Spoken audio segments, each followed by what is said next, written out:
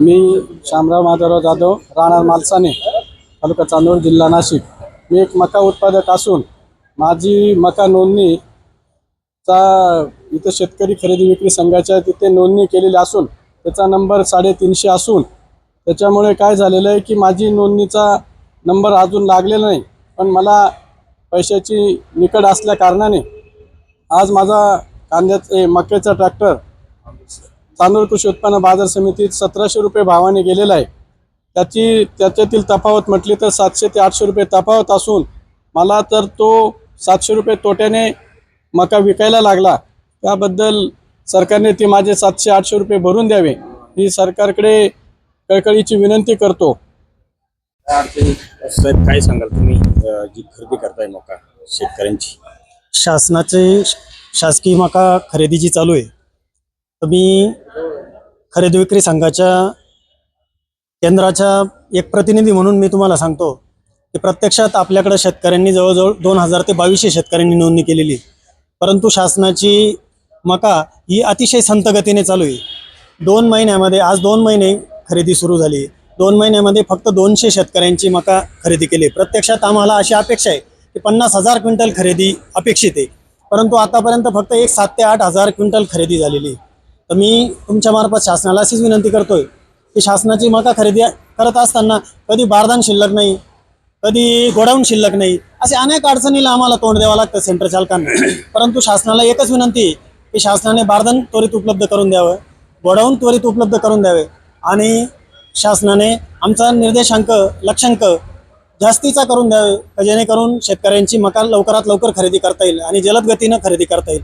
त्याचप्रमाणे ज्या शेतकऱ्यांची मका खरेदी झालेली आहे त्यांचं पेमेंटही शासनाने आतापर्यंत दिलेलं नाही. 2 महिने मका खरेदी करून झालेली, परंतु आतापर्यंत पेमेंट मिळालेलं नाही. तर शासनाने पेमेंटही त्वरित शेतकऱ्याच्या खात्यावर जमा करावं अशी मी आपल्यामार्फत शासनाला विनंती करतो. मकाचे बाजार जर म्हणले ते 1700-1800 रुपये कृषी उत्पन्न बाजार समितीत व्यापारी घेत आहे, परंतु शासनाचा भाव 2400 रुपये. 2400 रुपये 700 रुपये नुकसान आमच्या शेतकऱ्यांचं होतंय आणि पैशाची गरज आहे. आता कांद्यातून पैसे मिळत नाही, मकातून पैसे मिळत नाही, सगळा शेतकरी देशोधडीला लागलेला आहे.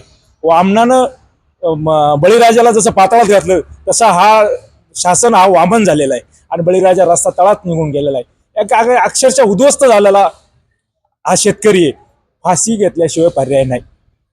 लोकांच्या मुलींचे लग्न कसे करता येतील, फिया कशा भरता येतील, सगळं वसाहत झालेली आहे. शेतकरी एकदम मेटाकुशी आला आहे, जो फक्त शेतीवर अवलंबून आहे, उद्ध्वस्त झालेला आहे. एवढंच या निमित्ताने बोलू शकतो. शेतकरी म्हणून मक्याच्या संदर्भात मकाचा बऱ्यापैकी पाऊस झाल्यामुळे मकाचं पीक बरं आलेलं आहे. मध्यंतरी काही नुकसान झालं तत्राप सुद्धा त्याच्यावर मात करून शेतकऱ्यांनी चांगलं उत्पादन केलेलं आहे. तर आज मितीला शासनाने जे काही हमी भाव घेतलाय 2400चा, तो घेताना आज सस्याच्या संत गतीने खरेदी होते. 1800-2000 लोकांच्या नोंदणी झाल्या असून 200-250 अजून संघाकडे गेलेल्या नाही. तरी तो आता शेतकऱ्यांच्या मका या शेतात पडलेला आहे.